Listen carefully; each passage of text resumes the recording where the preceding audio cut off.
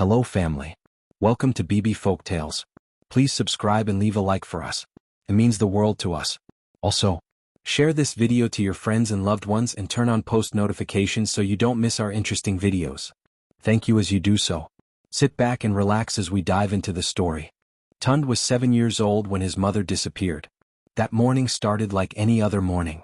Mama woke him with a gentle shake. She hummed while lighting the fire. The smell of palm oil filled their small hut. "Go fetch water," she said, tying her wrapper. Tunde took the clay pot and walked to the stream. The journey took him 30 minutes. When he returned, Mama was gone. The fire still burned. The pot of yams still bubbled. Her sleeping mat was still warm. But Mama had vanished like smoke. Papa searched the village. The neighbors searched the forest. The village chief sent men to nearby towns. They found nothing. No footprints. No torn cloth. No signs of struggle. It was as if the earth had swallowed her whole. After 2 weeks, Papa stopped crying. After 2 months, he stopped searching. After 2 years, he brought home a new wife. But Tunde never stopped looking. Every market day, he walked through the crowds, studying every woman's face. He saved every coin he found.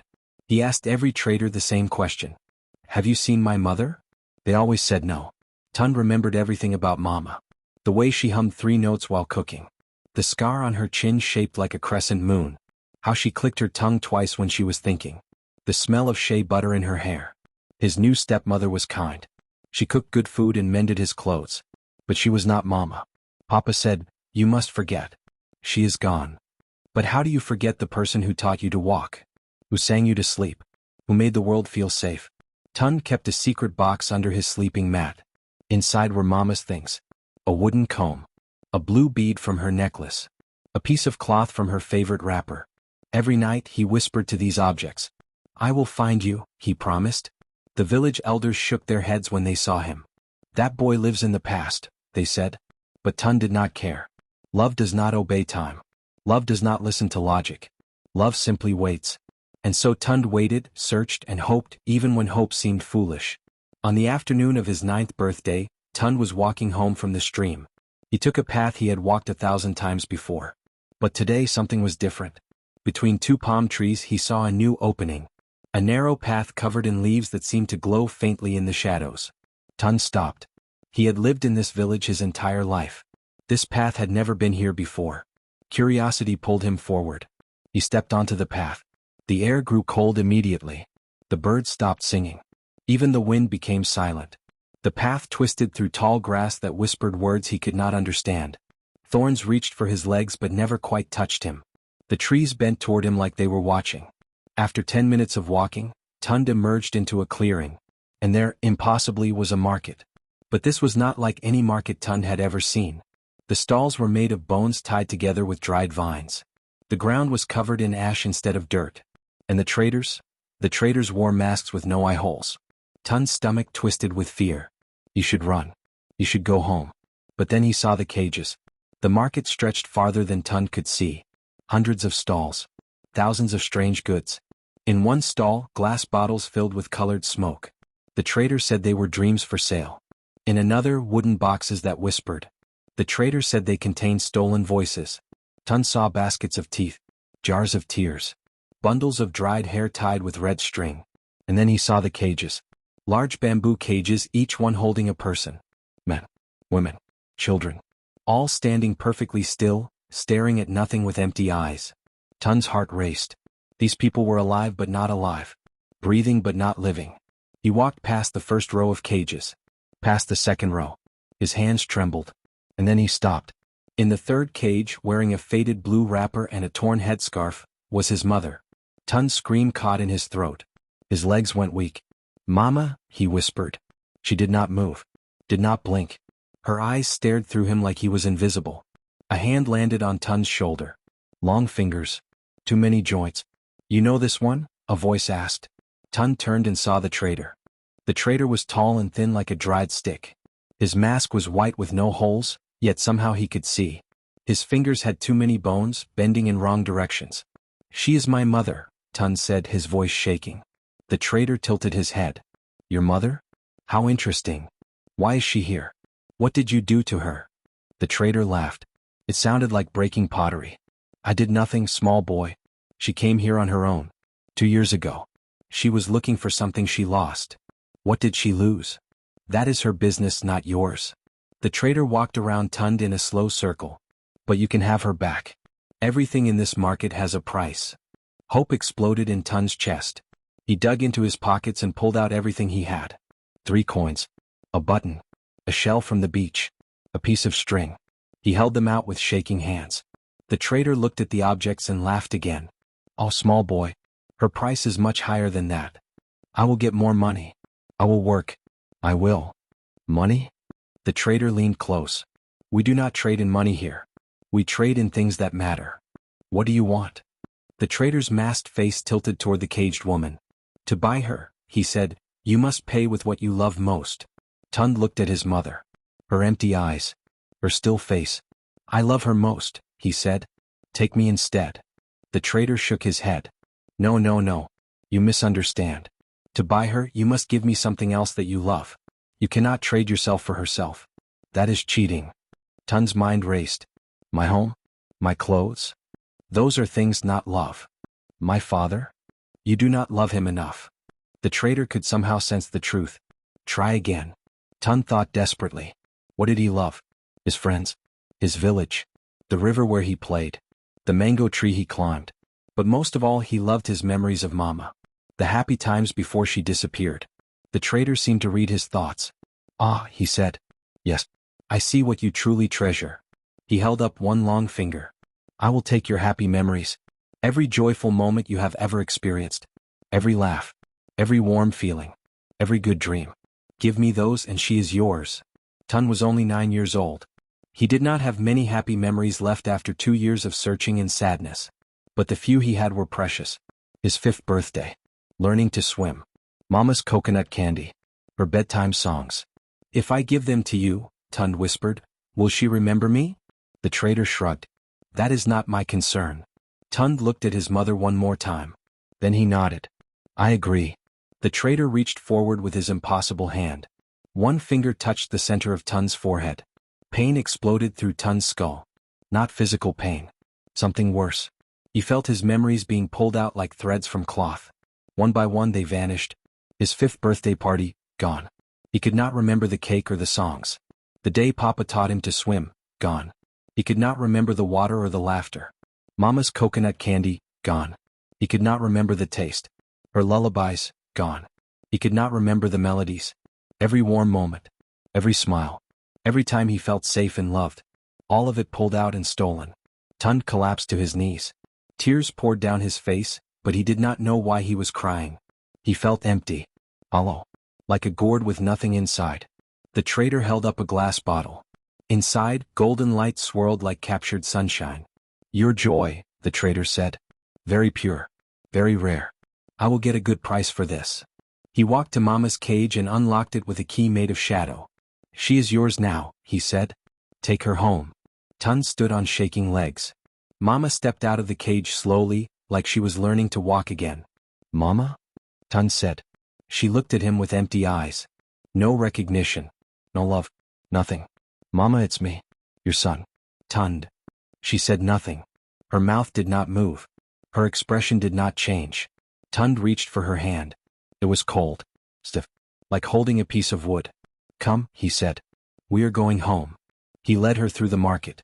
Past the cages of silent people. Past the stalls of nightmares and stolen things. Back through the whispering grass. With every step Tunde felt wrong. Something was not right.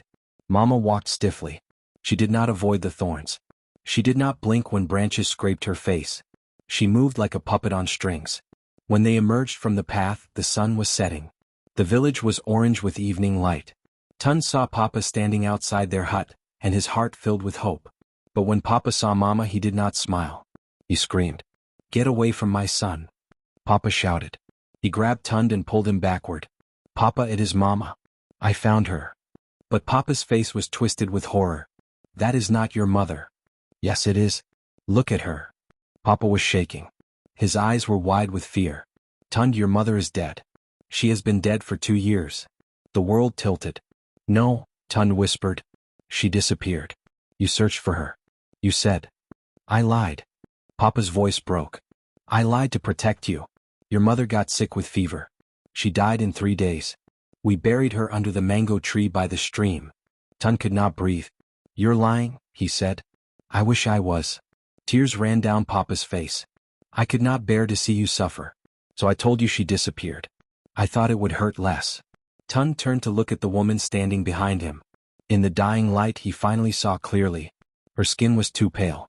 Her chest did not rise and fall with breath. Her eyes were completely black, no white, no color, just darkness. She smiled. It was not Mama's smile. It was something else wearing Mama's face.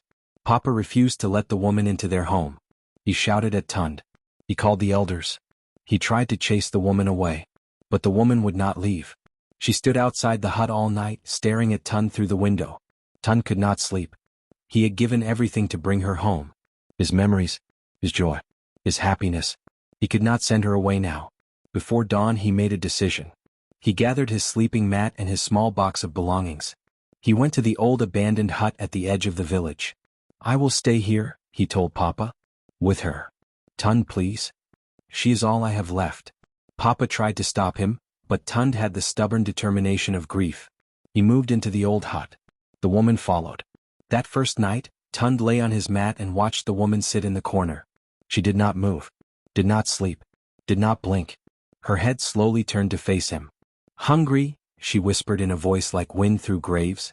Tunde pulled his blanket tighter. He had brought something terrible home. But it was too late to undo his choice. Days passed. The woman changed. Her fingers grew longer, stretching like roots. Her neck elongated. Her smile grew wider, showing too many teeth. At night she crawled across the floor. Her joints bent backward. She climbed the walls like a spider. Tunde pretended to sleep while watching her in terror. During the day she sat still. But at night she became something else. Feed me, she whispered every night. Feed me more. What do you eat? Tunde finally asked. The woman's head turned completely around to face him. Memories, she said. Bring me more memories. Tunde understood then. This was not his mother. This was never his mother. This was a ghost. A hungry spirit that wore stolen skin and ate stolen memories. And he had brought it into his village. The next morning, Tunde noticed his stepmother acting strangely. She could not remember how to cook rice. She stood in front of the fire, confused. The day after, a neighbor forgot his own children's names. The ghost was feeding on the village. Tunde ran to the path behind the palm trees. He had to return the ghost. He had to fix his mistake. But when he reached the spot, the path was gone. He searched for hours. 4 days. The path had vanished. Tunde searched desperately for the strange market. He walked through every part of the forest. He asked the village elders if they knew of mysterious paths. No one had answers. Meanwhile, the ghost grew stronger. Her skin became more solid. Her movements more human. She learned to smile like Mama smiled. But her eyes remained empty and black. Villagers began forgetting important things. A farmer forgot how to plant. A mother forgot she had a baby. An old man forgot how to speak. The elders called a meeting.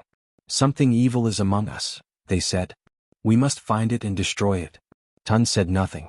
Guilt ate at him like termites eating wood. This was his fault. His choice. His terrible mistake. For 3 weeks he searched for the path. He tried every trail, every shortcut, every hidden corner of the forest. Nothing. Then, on the night of a new moon, when the sky was completely black, Tunde walked past the palm trees again. And there, glowing faintly in the darkness, was the path. Tunde ran. His bare feet pounded the earth. The whispering grass reached for him. The thorns scratched his legs. He did not care. He had to reach the market. He had to fix what he had broken. The market appeared exactly as before. Bone stalls. Mashed traders. Cages of empty people. Tunde ran to the tall trader with too many fingers. Take her back. Tunde shouted. I want to return her. The trader tilted his masked head. Return? There are no returns here, small boy. You made a deal. But she is eating my village. People are forgetting everything. The trader shrugged. Not my problem. You bought her. She is yours. Tunde fell to his knees. Please? I will do anything. You already gave me everything you had. What else can you offer? Tunde had nothing.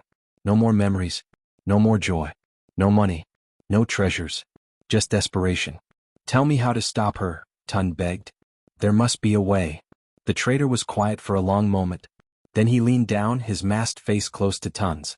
There is one way to stop a hungry ghost, he whispered. But it is difficult. Most fail.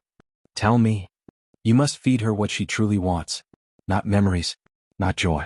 Something deeper. What? The trader's voice became soft, almost sad. Love. Real love. The kind that gives without taking. The kind that exists without condition or payment. Tun's mind spun. I do love her. That is why I bought her.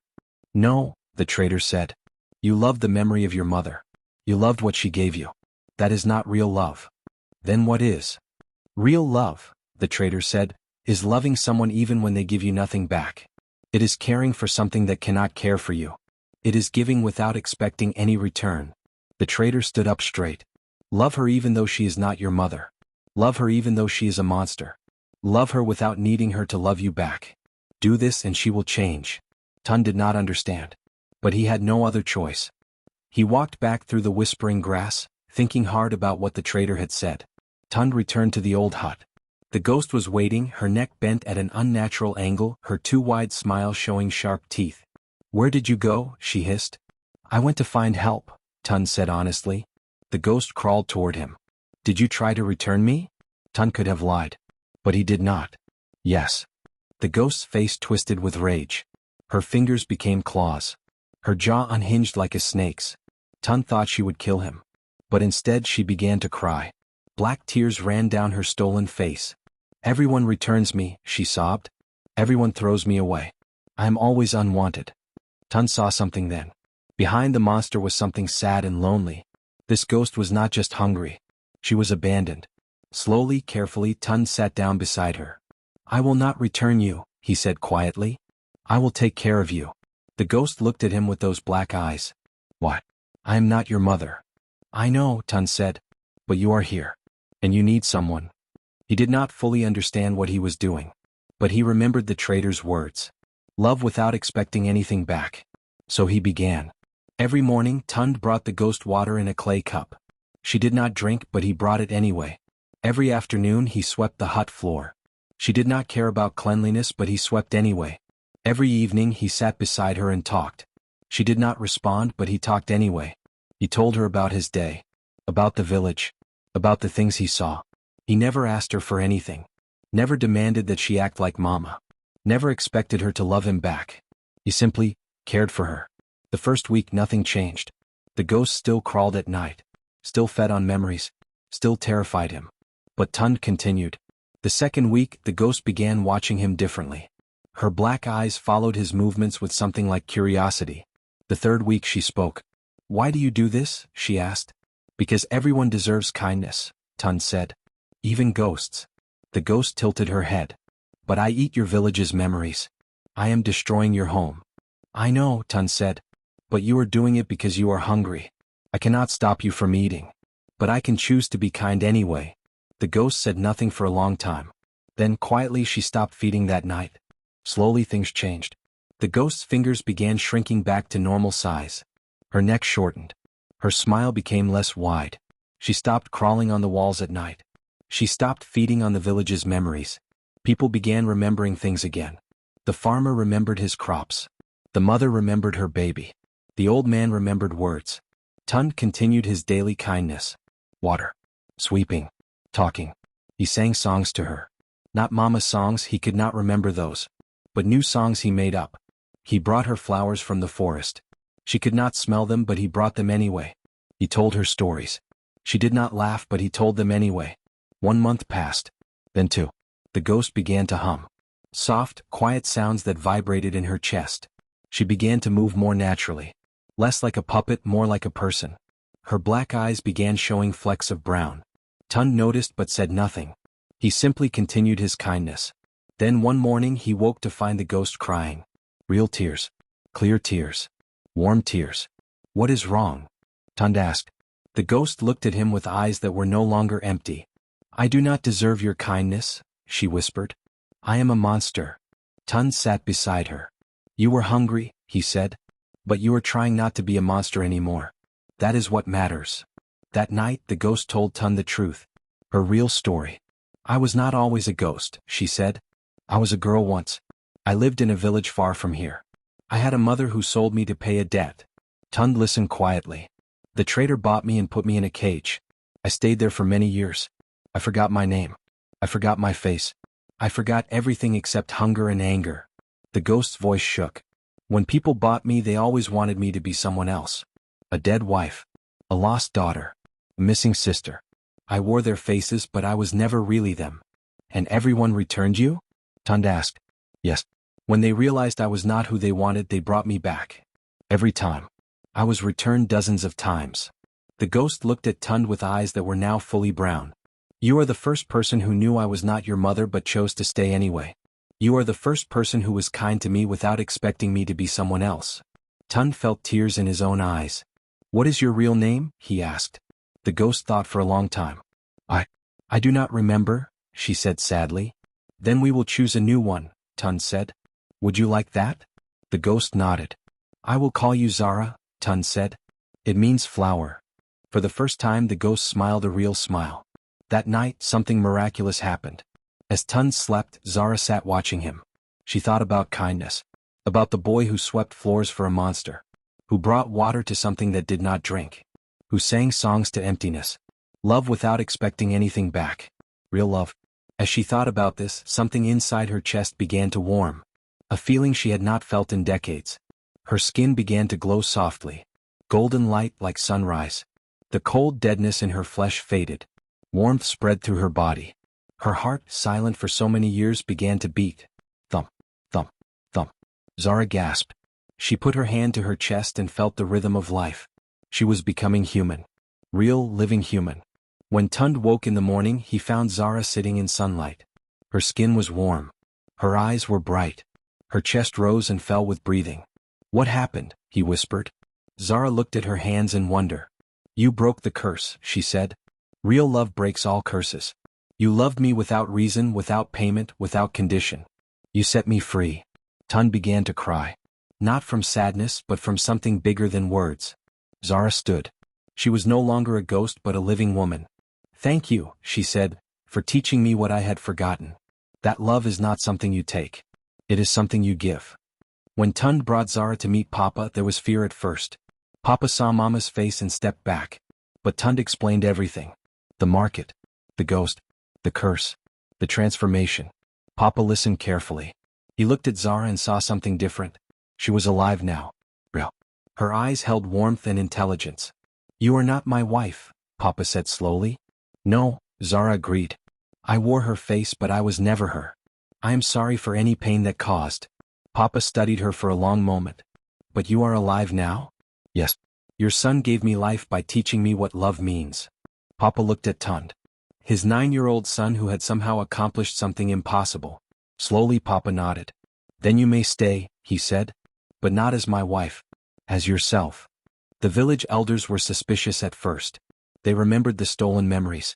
The strange events. But Zara proved herself. She helped in the farms. She fetched water. She was kind to everyone. She did not try to replace anyone's lost family. She was simply Zara. Slowly the village accepted her. The children were first. They saw her gentle nature. Then the women. They appreciated her hard work.